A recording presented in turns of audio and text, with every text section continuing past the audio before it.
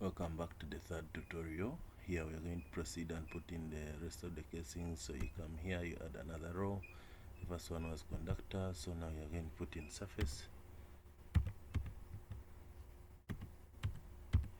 casing, surface casing. So come here, what is the inner diameter? I'm going to use something like 12, and then we shall say what is the measured top. The measured top of the previous one was 50, so we are going to use this one as 50.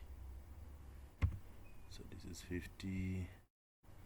So that is your assembly length. The assembly length will calculate itself when we put the information down.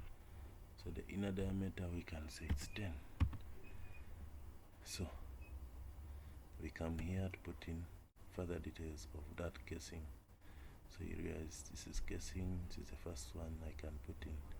Let me add 2 different rows so that I can put all the information. Come here, the first one is a casing, and then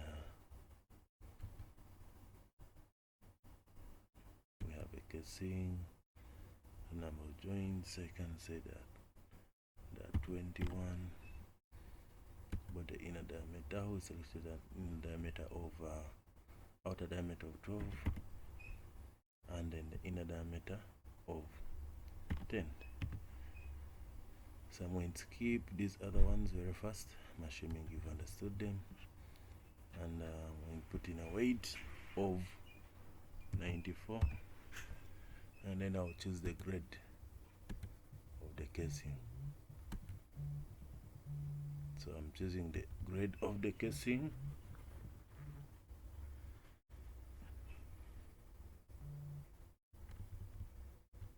So you can put in the rest. So I'm also going to put in a casing shoe on this one. So I'm going to put here, I'm going to change this one to a casing shoe, and then yeah, this is a casing shoe. Number of joints 0, but the outer diameter I'll use 13, and this I'll use 10. So come here. Okay, I didn't put the measured base. The length of this, I'll take it up to 1,200. Maybe let's go up to 1,600.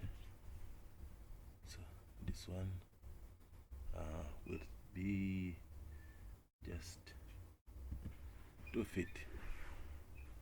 So we come and put in the weight. So it should be one.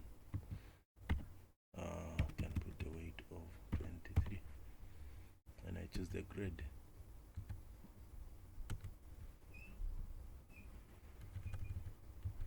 So for now I'm going to leave the rest as an open hole, and we are going to continue from here.